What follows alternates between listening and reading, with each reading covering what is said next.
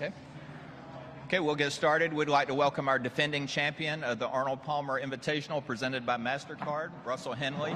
Russell, thanks for joining us again. 1 year ago, you were sitting in that seat. If you can take us back to winning Arnold Palmer's tournament and winning here at Bay Hill. Yeah, pretty crazy showing up here and being the defending champion. I mean, like I said last year, I watched this tournament since I was a little kid, and to see all the amazing finishes coming down 18, and to do that and to play well under pressure and win this tournament is just a dream come true, and it's still kind of crazy to think that I did that. So I'm just really thankful, and I'm excited to be back. Speaking of amazing finishes, take us through that back nine last year, including the chip in for Eagle on 16.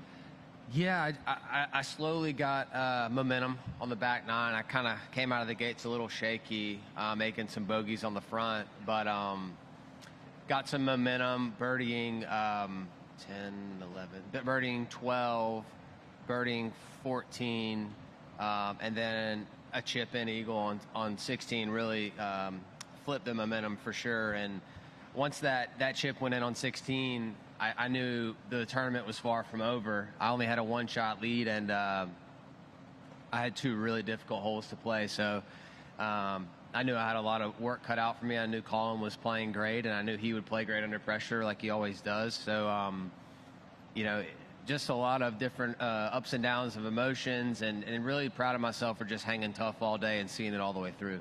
And if you can talk a little bit about the state of your game this week as you try to win this back-to-back for the first time since Matt Every in 2015.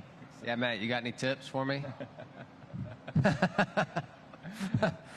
Yeah, I took 3.5 months off in the fall, and so this will be my 5th event this year. So I feel like I'm starting to feel a little better and get more and more clarity about the game.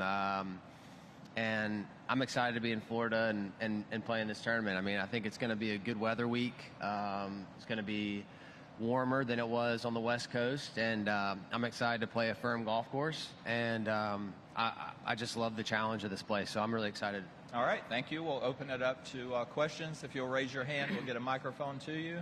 Start with Dave right here.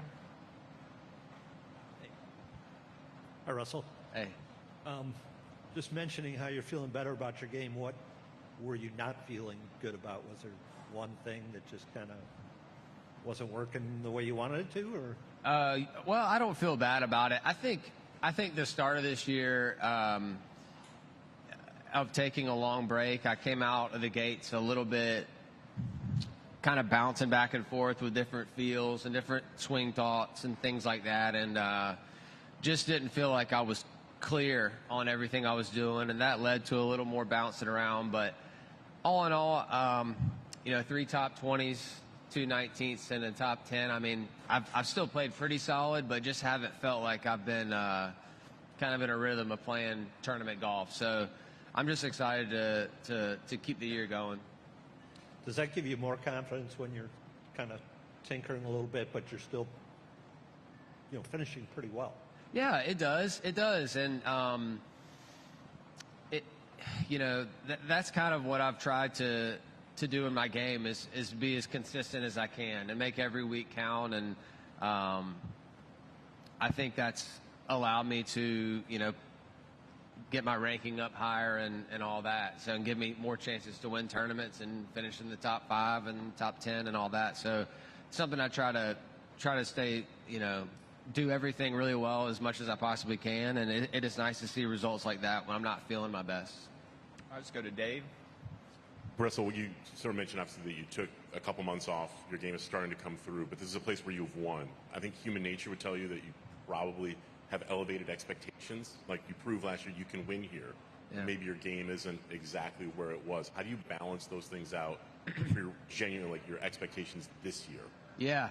I mean, I think we're all always, I know I'm always battling expectations. I think that's just kind of part of being a human and being a pro golfer. And so I just try to keep putting the work in. Is kind of how I battle that. Like I try to just show up, get my workouts in, get my practice in, try to get as clear as I can, try to put the good prep in on my practice rounds, and just really try to put an emphasis on the specifics of my game plan, because that's all I can really do.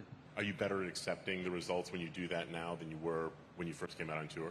I think I definitely am. I mean, whether I win or miss the cut, I mean, it seems like life just keeps going, and I still got to go practice golf the next week and keep doing my job the best that I can. So I think I moved past poor results and good results and just keep moving forward better than I did when I first got on tour. All right, Jake.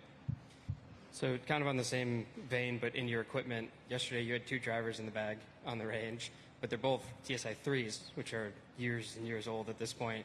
What's the strategy to go back to those, and then what's the difference in those 2 drivers that you've got in the bag? One's just a backup, kind of a boring answer. I just always carry a backup in case one of the face caves in. I've never really hit a driver hard enough to where a face would cave in, but they tell me that happens to some players, so I just always keep a backup. And I've been hitting that driver for a while, so not any changing going on.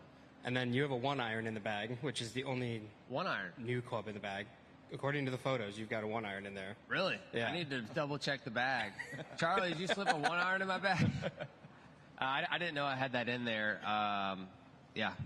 Okay. All right. Yeah. Thank you. Thanks. All right. Anything else? Okay, Dave. I'm going to stir the nest a little bit. There's a lot of talk about the tournament next week, the players, and how important it is. Just your gut feeling, opinion. Major, not major? I mean, I think it's a major.